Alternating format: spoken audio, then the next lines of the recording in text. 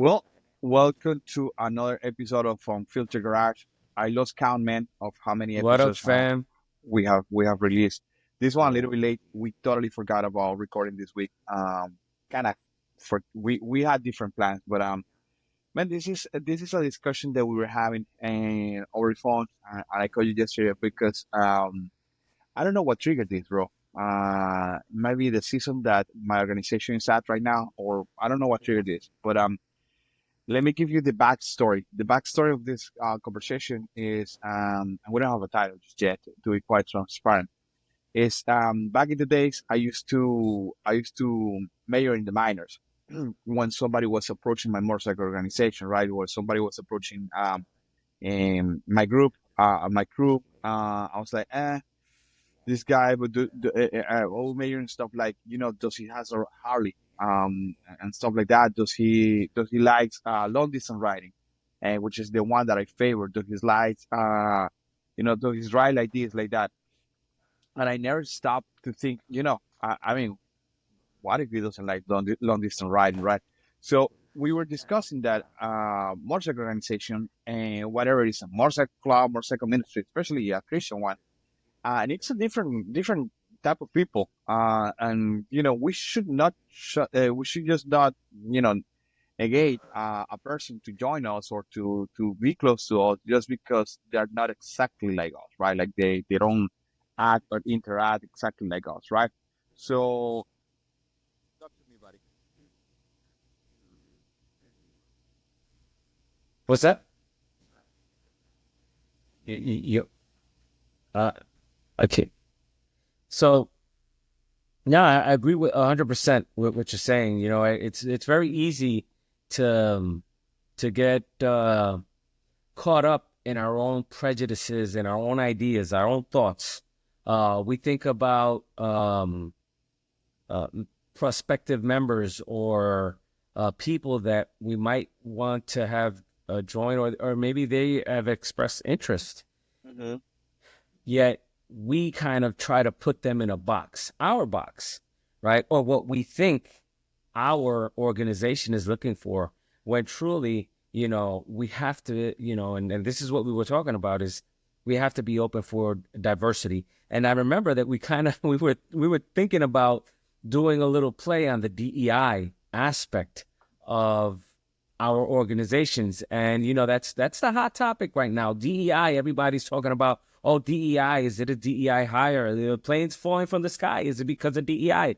All these things that we hear about, and it's a button word right now. It's a hot topic. However, you know, are we practicing DEI recruiting or DEI, intake of members? And we were talking about, okay, how does this work in our organizations and in, be it motorcycle clubs, motorcycle ministry, riding groups, whatever it is, even your group of friends of like-minded motorcycle enthusiasts? Are you just limiting, based on what you think is going to be the best fit? And we were talking, and we'll get into it a little bit more, but you know, we need to be open because everybody's different, but everybody brings something to the table. And that's what we need to be looking for. What do they bring to the table? How can we really, make this fit, make it work? It doesn't Yeah. work So all the time, uh, but, you know, exactly. So something that we said is that the number one filter, or the filter that um, that it will say, yeah, you know what, no, you're not fit for this. Is the core values, right? So does that person align to the core values of the organization? So in your case, my case, the core values are pretty similar. They're not so different, and it's all about, we're looking for Christian men, we're looking for loyalty, we're looking for people that have high standards in their walk with Christ, because this is not simple, as you will, ministry. This is not a simple way to reach God, and people that are, that family oriented, that's the kind of stuff. So if they fit those core values, and we have the definition of core value here, right? And if they fit the core values of my community, of my organization, then the rest is gravy. The rest, you can teach. The rest is cultural. The rest is culture. So, for instance, what the difference between one and another? So, core values are the unchangeable principles, and it's what really matters, right? Like, in your case, is what is your core values? In the case of your organization, what are the core values in the case of Yeah. your So organization? again, right, being a motorcycle ministry, we're talking about the basic tenets of faith that we hold true as an organization. Now, mind you, we are we're non-denominational, so to speak, right? So we may have Catholics, we have Mhm. Protestants, we have Pentecostals, we have all Baptists. Doesn't matter as It's long as ecumenical. Yeah. exactly as long as Jesus Christ is the Son of God. We preach, or we these are the things that we believe in. Holy Spirit. We believe in, you know, let me see what else is super important, that because again, right, it's Christ centric, to be honest, and we bring that to the table, and also we leave other things at the door, right? Because of every group of people, every church, so to speak, has different nuances, but we try to maintain it Christ centric, right? So Jesus is the Son. He died on the cross for us, and he's coming again, right? So, and he resurrected. That's super important, right? Because you don't want to get it confused with anything else. So those are basic, right? Very, very on the surface. If you have a problem with that, hey, I love you, but maybe this isn't the organization for you. You have to agree with Mhm. that. And also, you have to agree to keep certain things out.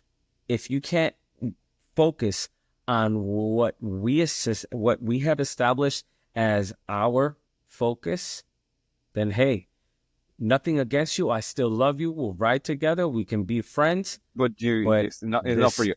this ain't for you. So for us is our core values is leading the lost to the cross, so that evangelistic component, and also brotherhood, right? So for us it's extremely important. It's something that is right there on our bylaws. The foster brotherhood and accountability is extremely important, and we see that played out in different expressions, right? So the core value is that, but how do you play that out in different chapters and different pockets of the club is different, right? So we have how do we foster brotherhood? So we have a group that is we're trying to be accountable to each other in working out. We have a group that that is the culture. We have chapters that they what they do is that they feed homeless. That is part of their culture. So their core values leading the lost to the cross. Who are the lost for them is homeless people, and they feed homeless. So for other clubs, for other chapters, the loss is it happens to be in the clubhouse, right? So what I'm trying to say with this is that you don't the core values don't change. What changes is the expression of those core values, right? So we're still in the lost of the cross, we're still fostering brotherhood.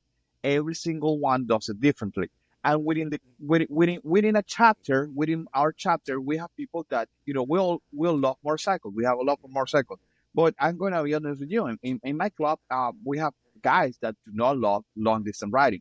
We have guys that love performance motorcycles. There are guys that love are like me. I love long distance cruising riders, right? Right. So I that's that kind of stuff. So, but before back in the days, I was like, oh, this guy doesn't ride like me. This guy doesn't talk like me. This guy doesn't have the same focus. He should be cast out. Like, they're not. He's not part of this, right? So it is important to understand that organically you are going to attract people like you, right? So it will be surprising that we are attracting people that are in crush rock. We both ride Harley, so it's going to be difficult to attract people in your organization. Is not available. It's not something that you can do, but it's difficult to attract people that are going to be on a Gixxer, or on a Ninja Kawasaki, right? So because that's not how you ride. That's not your style. That's not you don't. I mean, you don't scream Gixxer anywhere. So, but in my organization, that is not a huge issue. That is not against the core values. That's something that is an expression of it, right? So that's something that is important. So that is one of the things that is important for us to understand, that if if in your organization, or the person that is approaching you does not have a problem with your core values, actually embraces your core values, the rest you can work on it, right? So that's the point that I wanted to make. Yeah, no, definitely. I think that, right, it all comes down to to the execution, right? And you mentioned core value, and yes, we have a core value, and we have a mission, and we have a vision, right? Every organization that Mhm. is worth their salt, right? They're gonna have a mission and a vision, and I say that because it just so happens that there are a lot of organizations that don't have a clear mission and vision, and Is that so? that's Does that exist?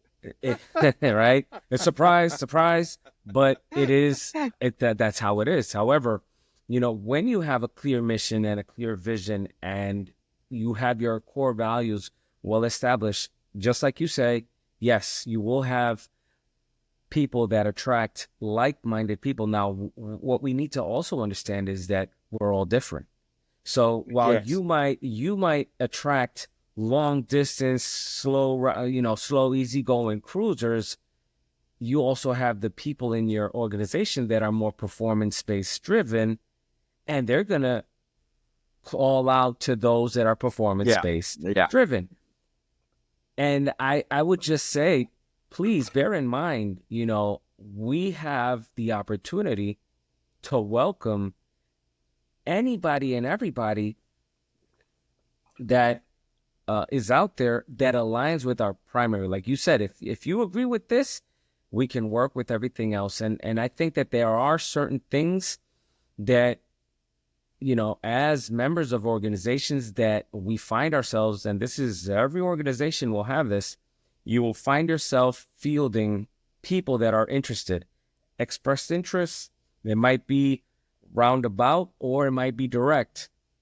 Be open-minded, because you never know where your next brother or sister or club member or ministry member will be coming from.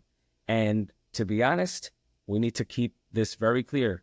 Who are we to be necessarily gatekeepers and to say, nah, you don't fit what I think is the bill, So right out the gate, right out the that gate. exactly. So that to me is important, because and my club, all my members are supposed to be gatekeepers. But gatekeepers doesn't mean that we're bouncers. It's a different. Exactly. Of There's the course. difference. If you are a gatekeeper, you're not a bouncer. You are protecting your crew.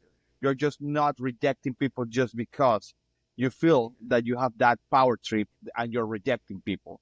Okay, so I remember Alan Mingus, when we liked the guy, and we kind of knew we liked him, and we met him motorcycle less. The guy Yeah, didn't have a motorcycle, and I what did we do? remember. We embraced the guy, and and he started renting motorcycles, and he is right now on his way to have its own chapter up in Texas, right? So when he moved from here, and it was okay. Does he love Jesus? So he has a family. Has does he understand what we're trying to do? And we move from there, right? But it's a season, right? Like we're not saying that this is we're rejecting people. We're rejecting people, and I'm saying we, when I actually mean I was rejecting people, and kind of like, no, this is it. We have even given them the opportunity to hang around, to Yes. get So, to know them. So of course. And let's talk about me. When we met, I had a Honda, and the organization requires an American-made V-twin. So right I was then, desperate, bro. I was just really desperate. I know, but right then and there, you thought, well, he doesn't qualify as per the establishment or the organization. However, there was the opportunity. We started writing, and out of our experience, a shared experience of writing, and what the organization ministry was offering, what did I do? And so, what do I need to do? Get a Harley, get an American V-twin. You got it. So right then and there, you see that, all right, give the opportunity, sure. See if the other person, right, goes the other distance, right, or comes and then makes Yeah, the effort to make it work. And to that make it is work. what we're talking about. And this is point number 3, right, of the conversation. Go ahead, let's go into that. So we need to embrace and embrace different people, man, and it's important, right? Like I always say that if everybody around you looks the same, you probably have a cult. That's what it is, right? So if everybody looks if everybody in my organization likes to wear black t-shirts, black jeans, yeah, even though those are the colors of the Especially the skinny jeans that you like to wear. man, they're not skinny anymore, dude. Like I've been losing weight, they're not skinny anymore. They feel like boot cut. Uh, But if everybody wears the same, it's a cult. And I love uniformity, right? I love uniformity. But I said to the guys, man, if everybody say yes to me and nobody oppose me and nobody have a different idea, I am surrounded by the wrong group of people. These guys are yes people, not my no, they yes crew, not my brothers, right? So you want to have something strong, and I'm talking now to those um that are leaning towards a motorcycle club or are part of a motorcycle club. If you want to build a strong brotherhood, you need different people sitting at the table. You need different kind of people. You need different kind of mentality. You need different kind of skill set, right? Um, you don't ditch out someone because he looks like a nerd. That could be your treasurer. That could be your social media director. That could be the person that is in charge of events. Um, you need to start thinking and especially if you're in a Christian motorcycle club, dude. Like churches, look at a church. Everybody in a church is different, but churches don't well, not every church, at least the church that I go, they do an amazing job in integrating everybody and embracing differences.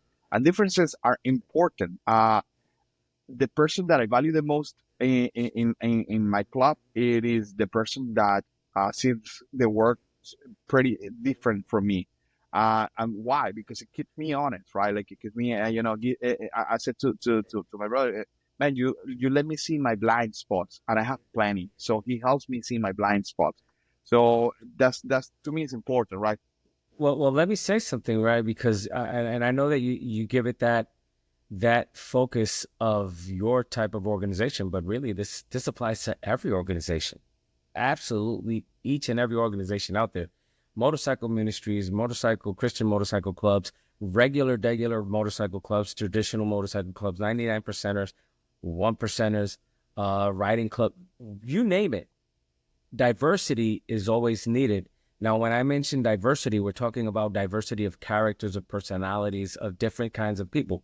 We're not talking, the way we're listening to that, that trigger word right now, diversity. We're not talking about that. We're talking about personalities. And I 100% agree with what you're saying. People, when they're different to you, they complete you because they give you a full opportunity to have discussions, open discussions. It's like having a yin to your yang, right? If everybody, like you say, is the same, hey man, it's going to be very bland, and you will only attract people that are exactly the same as you, because that's what happens. However, when you Share have, with us. Yeah, go ahead, finish. yeah, no, because when you have diversity, listen, man, now you have it's like a kaleidoscope. All types of people. You're going to attract all types of people because they see an organization that is welcoming to all types of people. I mean, all we're talking ages, we're talking, personality, characters, right? Yeah, I tend to be a certain kind of way, maybe a little bit funny, maybe immature. sometimes loud, immature. Of course, Yeah, I'm never growing up. What like for? not serious, I'm I'm like uh I'm like Jeffrey. I like don't want to grow lack up. of lack of organization. Okay, gotcha. No, That's but it. you, That's it. but dude, no, but in reality, imagine an organization where everybody's a doctor, or an organization where everybody's I'm type A kind of driven personality. Yeah, I like to joke around, but I like to get stuff done. Let's get stuff done. Dude, it's really boring. I don't know if you remember this, and I want you to share the analogy that you shared with me this Sure. morning about the music, orchestra, and harmony Yes. Yeah. later. But I don't know. You remember the ride that we took to Daytona when John Benham came and I said, "Well, this is what we're gonna do. This is the scale. We're gonna stop here. We have 50 minutes. Please Oh, what don't a be." Nazi. Yeah. I so, remember. so, How can I so, forget? yeah, so, bro, not everybody. That's why I've never been the rock captain. But man, not every single organizational right, can deal with a Nazi, and you need a Nazi to get stuff done. Yeah. But we need different stuff.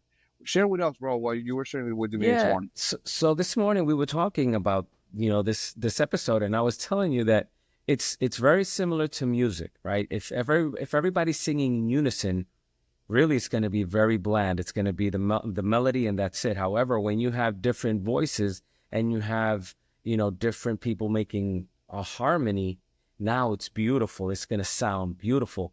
And the harmonies come when you have people singing that first that first lead voice, and then you have the seconds and your thirds. You got your sopranos, your altos, you have a beautiful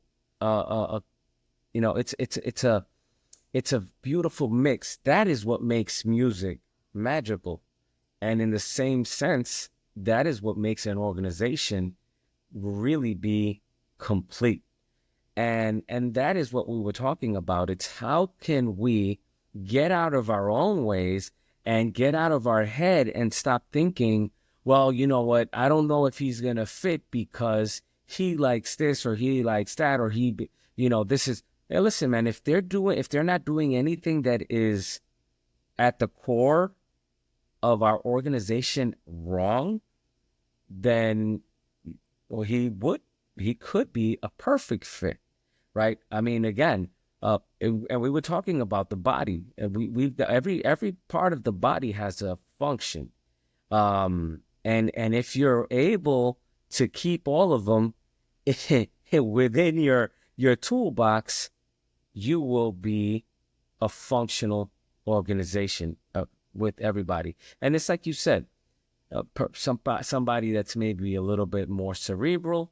Maybe he could be a planner. He could be, and maybe there's sometimes opportunities for people to just plan and others to execute. That's a cute. Why Yeah, not? that's no. Right? Because, We're doing that right now.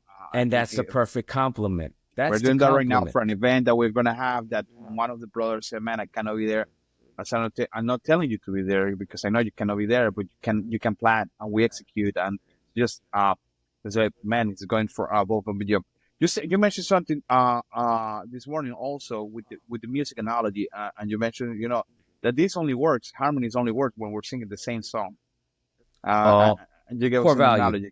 That's a core value. If we're on So the same page musically, you're good. If somebody's going to be singing When the Saints Come Marching In or America the Beautiful, and somebody else wants to sing the Star Spangled Banner, we got problems, because now, it's unless, and you know what, it's um one of my favorite I'm not even going to say my favorite movies, but Pitch Perfect has a very interesting aspect of how they can mix different songs and make mashups.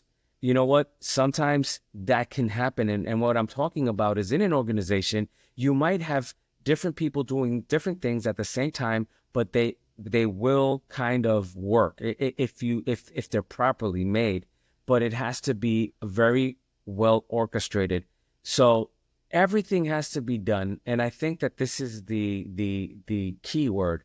We have to be intentional in our planning and have everybody on the same page as to what the final results are, and that again falls to our core values. So methods and modems of operandi, right? How we get to it, there might be various ways. They've always said good. that So there's that's so good. there's there's multiple ways to skin a cat. Well, you know what? If we got a couple of cats on the table, have at it. As long as we skin the cat and everybody ends with the same result, core Yeah. value, then It's working. It works. I think So that there's no, pardon me, I think that there's no perfect way to really cut and dice this up. It's going to be a trial and error. And I love that today we were talking about sometimes you got to try, fail, and what was yeah, try again try and try learn and try learn and correct.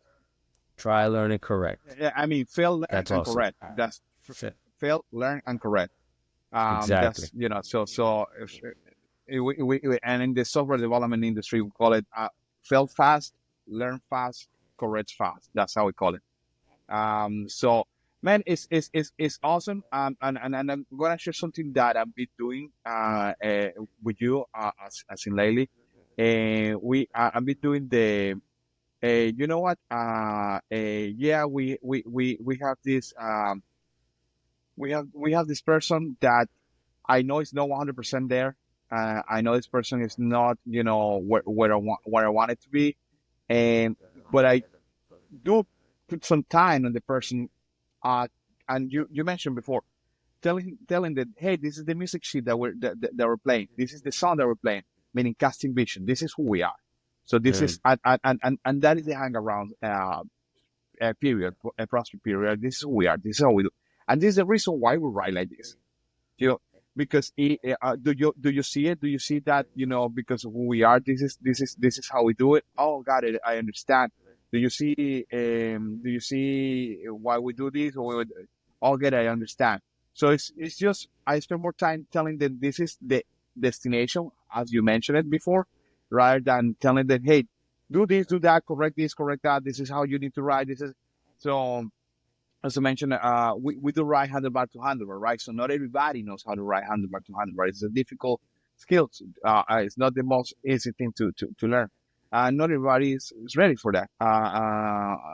Promise you, once you do it, you're gonna love it. Uh, but I mentioned, hey, this is why we're a club and we want to be organized. We want to have the pack contained. We're doing it for safety. We're doing it so we can go in and out of traffic. We have trouble, that's the reason why. So stuff like that, stuff like why we introduce ourselves in the way that we introduce ourselves. So it is being open to there are things that you're going that a person's gonna learn, but and this is something that I always say: the core values you cannot teach; they come with you, bro. Mm. If you love Jesus, if you are adhere to those core values, that comes with you. You cannot teach that. The history and the culture is something that you can teach.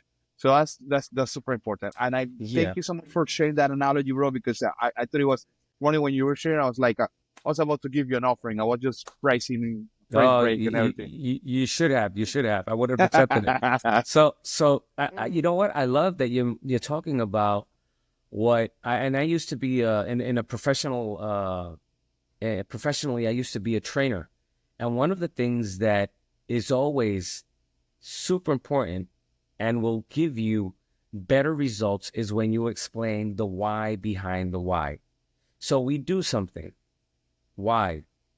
And then why, how did that become a thing? Well, you give them why. I want you to do this. Why? Well, this is why, right? Mhm. And that gives them not only the opportunity to say, I'm going to follow an instruction. No, I'm going to understand And why. ask a question, and And I'm gonna ask a question, which uh, is even is pretty valuable. When you ask a question, it's pretty valuable. Of course, of Yeah. course, right? So they will understand, and now not only do they just I don't want to say obey, they comply, right? They do it how they're taught, but now they understand. Oh, I know why I have to do it. It's because of this, right? This is the reason why, and that is so valuable. And you said something um, about the core values. So of course, the core value in our organizations, because we're different, but we do share the aspect of being Christ followers and really representing the kingdom, Hmm. not just an organization. The organization is just that, but more importantly, we represent the kingdom of heaven.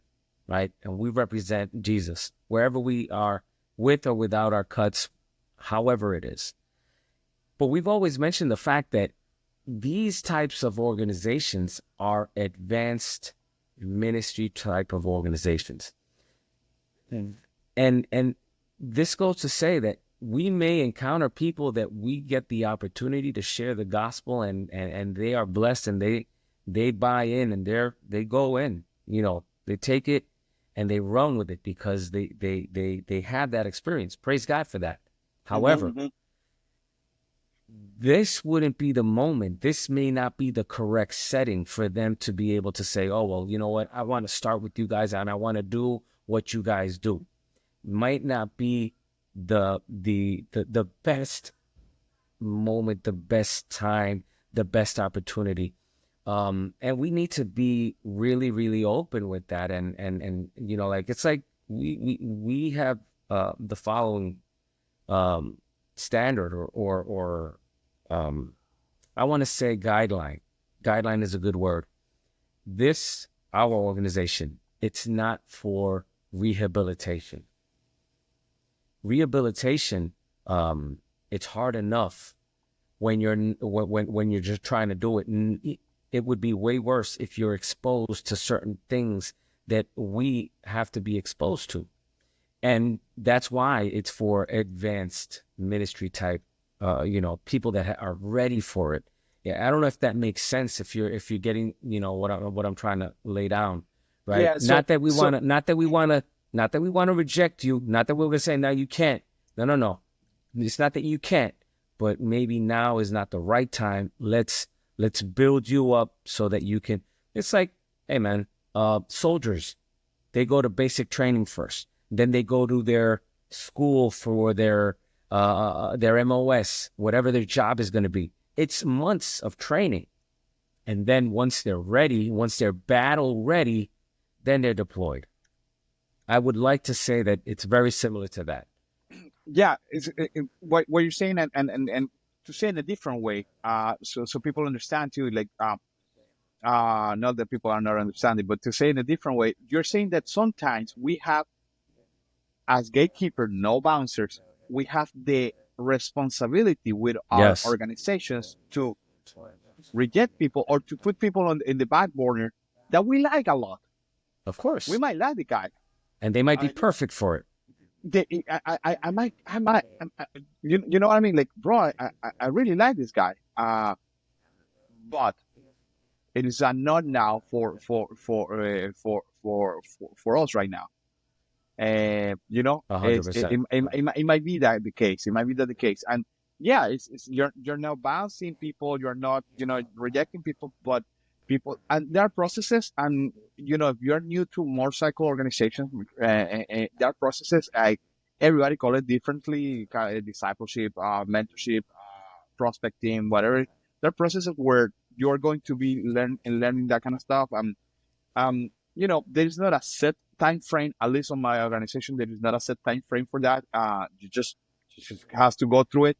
And if you're really interested and eager, you're gonna learn. You're gonna learn quick but we don't want people.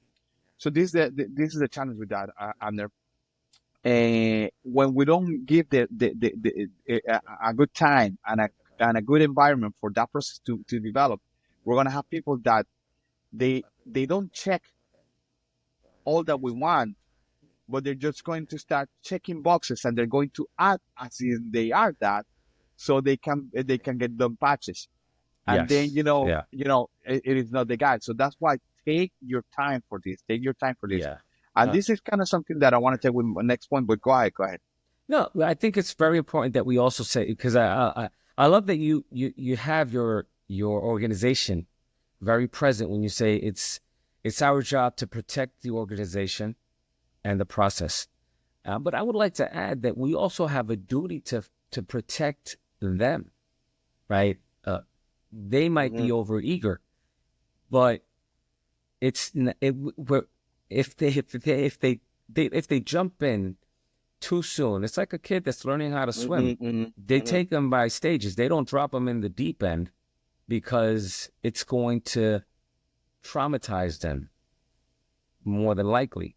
right? You can always do the sink or swim technique, but I would say that by and large, more often than not, kids say, "I don't like the pool." Why? Well, because I was thrown in the pool when I didn't know. I almost drowned. Since then, I've never liked it. That could be the result of just not being mindful and being, as we consider ourselves, my brother's keeper. If I am my brother's keeper and I know that you still need a little bit more time to mature up, to grow up in the faith, to be ready to be immersed in this culture, which I mean, and we talked about it in our last episodes. People that are seasoned in the faith, seasoned, they're pastors. Hey, God bless Baptizer. If you're listening, shout out. Thank you so much for that episode. He needs to be held accountable by a brother, a pastor. Absolutely. So you just imagine somebody, that is still, they're still wobbly, right? They're like a dough, just wobbling still in the faith. Hey, praise God. That's the process. That is the process.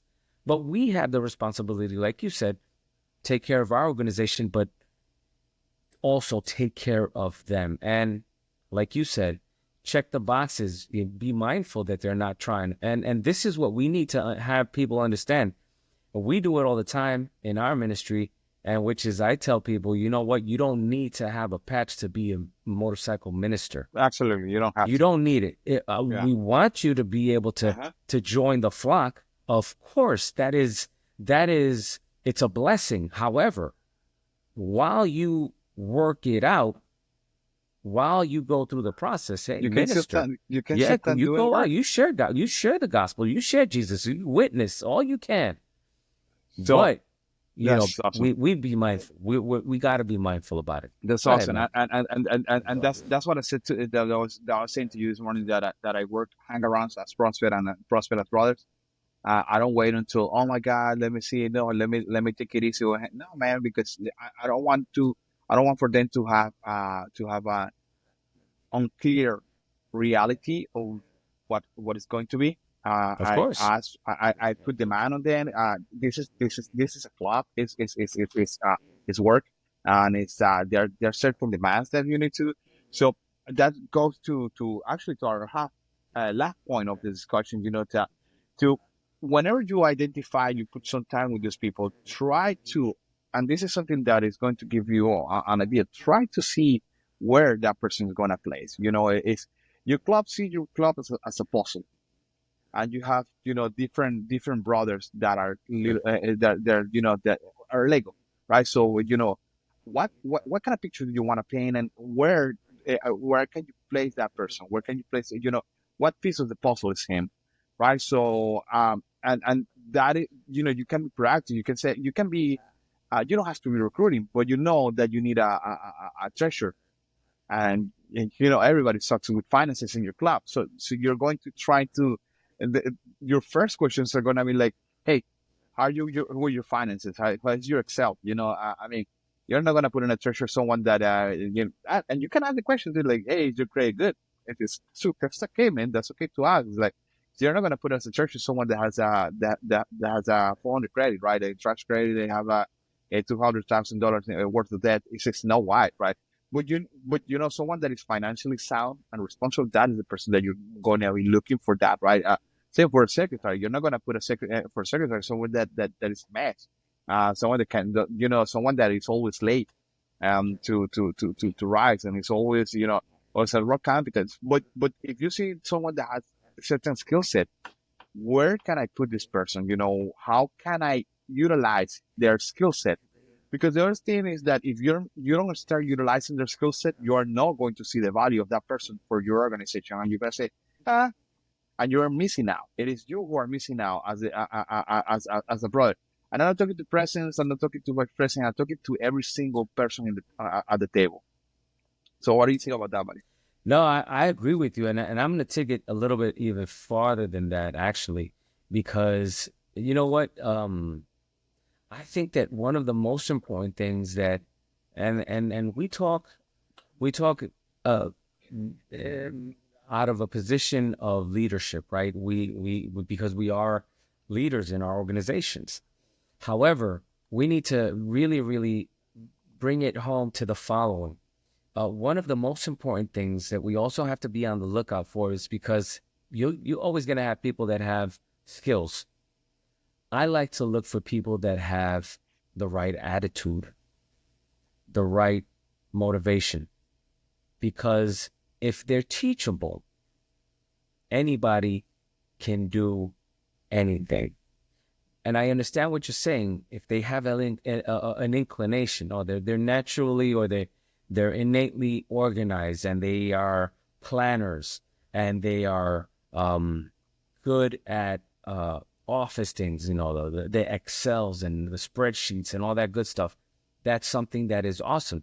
It comes natural to them. Maybe in their private life, they are, in the secular, right, in their job, in their careers, they already do those things. However, it's important also that as leaders, we be on the lookout for those people that have teachable spirits. Those are the people that when you tell them, hey, listen, man, I need you to be ready, and they say, what can I do? How can I serve you? I need you to do that. I don't know how, but if you teach me what you want me to do, I will do it the way you teach me. I had that experience personally in my job. I wasn't qualified. I wasn't. I had no technical experience whatsoever. I came from retail, and I was going for a technical job. In my interview, I remember I said, I don't have the technical skills. However, I do have one thing. I have the positive attitude, and I have a hunger to learn and a hunger to execute. So if you teach me what you want me to learn, I will learn it and I will do it. I don't have bad habits. I don't have experience that can come into play in what you want me to do. And they gave me that opportunity, and it worked out phenomenally. This is the best job ever. We always will find those people that are teachable. Those are the people that say, how can I help you? What do I need to do? I'm willing to when you have somebody that says right out the gate, no, no, no, I know that. I know that. I'm good. I'm good. Yeah, yes, Is it, it's wait a different. minute, are you sure that you're good? And I think that it's important that we have our people understand that you have to be ready to walk in different roles, even when you don't have the patch. And that's so important because, when you see that leadership playing out, when you see that serves that spirit of a servant playing out, that's when, and you said something about waiting. I think it's very important that, remember, us being faith-based people, we understand that God has a perfect timing. Hmm.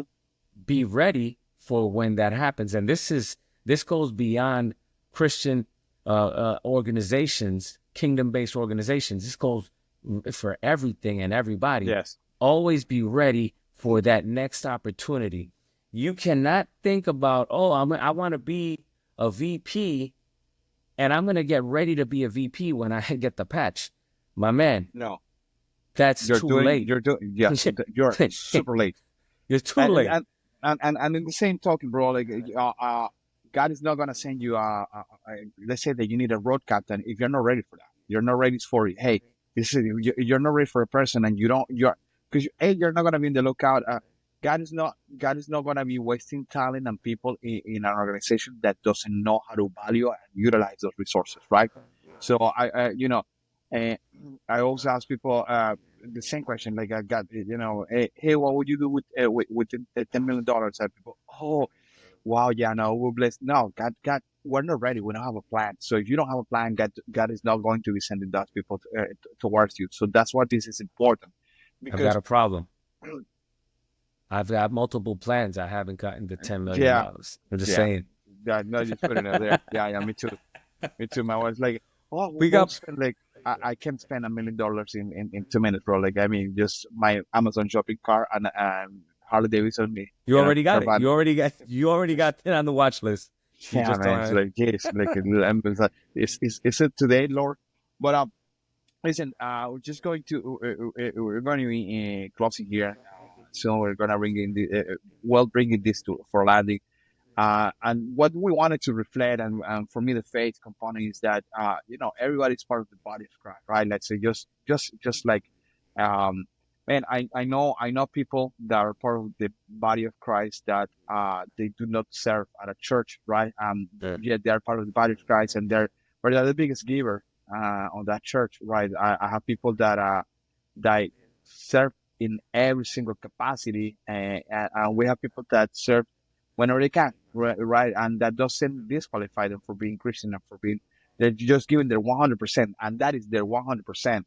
And that is the Yeah. kind of stuff that we need to look, we need to look, what is that person 100%? Because your 100% is not the same that my 100%, and it's the same that brother 100%, right? He might be giving his 100%, but just because it doesn't look like ours, we just try to disqualify them. We need to understand that, bro, we need the hands, we need the, and they might not talk to each other, they might not need each other, but dude, trust me, we need every single part of our body. Um, so it's what I wanted to bring to this, and Definitely. I love the fact that you were talking about that 100%. It goes to the parable of the sower, right? The parable says that sower goes out and sows seed, and some of it, was giving to 30%, some at 60%, and some gave fruit to 100-fold. So yes, definitely, I love the fact that you're mentioning that some people will be able to offer just a certain, right, certain skill, certain level of involvement. That's awesome. What I would say is always be mindful of establishing your minimums, right? It's sometimes it's very easy to say, oh, well, he's doing what he can. That doesn't mean that you can't say, I need more. It doesn't mean that you can't put the person and help them strive to achieve and to do more. I do believe that there are acceptable minimums. And that goes with the protection of the organization and the standard. We all have standards. Let's make sure that we are within our ebbs and flows of whatever people can do. We establish a standard, because if not, that gives way for too much complacency. So, it's like we all have body parts, right? We're talking about that. But what do we do, Wazi, every day, or at least 3 to 4 days a week?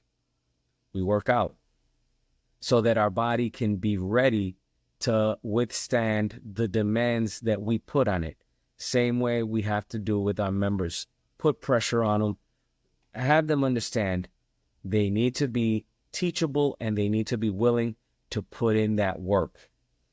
Our organizations, we're blessed to be part of them. We are. It's a blessing, it's a privilege, it's an honor to be in these organizations.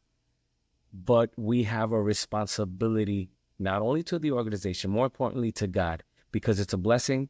Then we need to be able to say, I need to represent. And that's what we're talking about. Be accepting, of course. Give opportunities, by all means. However, have that standard, make sure that they comply with standards, and make sure that they are looking to be actively better, not only for themselves, but for us, for our safety, for our progress, for everything and at the end of the day, this is most important, for the glory of our Father, Amen. because that's who we represent. Yeah. I really, it pains me to see sometimes a spirit of complacency when we are doing what we do. Oh, well, I try to do my best because, are we really trying our best? Are we trying our best? Are we doing everything we can? Are we holding each other accountable? Right? And listen, everybody can slip and slide and kind of fall back and ebbs and flows. We understand that. but it can't be the norm. That can't be Yeah, the and I've had should people be the that oddity. No, no. exactly that's Yeah. it's not an exception. It's the norm. And I've had people that we've had to say, you know what, I love you, but this ain't cutting it. And this is, this is beyond, you know, and we have opportunities for coaching and all this good stuff. That's part of this. That is part of the process. But know that at some point you got to draw the line in the sand, and it's for the benefit of that person also. Because if you allow that to continue, we're not helping them. We're not doing them any favors No, not any in favors allowing whatsoever. them to do their bare minimums and be able to represent an organization and even the kingdom. And this goes hand in hand with prayer and encouragement and a lot of things. And maybe we can talk this to. I love the. You know what, Ozzy? I mentioned that this was a topic that was going to give way to further Yeah, topics. it So, could branch out so many ways. oh yeah, Um, guys, there you have it. Our differences actually on a motorcycle organization makes us stronger, or any organization makes us stronger. Our differences makes us stronger. Kind of summary. And the last point, and this is what I understood of the whole discussion. A three-piece patch motorcycle ministry is shady. No, we didn't say that. we don't have three-piece patch ministries. Ministries will not, shouldn't have that. It's We one patch, one didn't say patch that. that should be. But again, right? It's out there, family. You know what Yeah, what yeah. we say out of love, and by no means, I want you. I'm gonna repeat it. What we say, this is just Ozzy and me talking. What's in our heart, what's in our mind, what's in our half-empty heads. Yeah. It is in by no We just way, love shape, or this form culture, man. of reflection of our organizations. And you already know what organization we're part of. So we do Let's not be clear with represent that. them officially. No, these are our opinions, and we're Yeah, just on chopping it up opinions with you only. guys. It's unfiltered, and I'm in my garage and I say whatever I want. I love you guys, and I say this out of love. That's it. Thank you, That's guys. all. Talk to you Peace guys out. later. See you soon. Okay, peace out.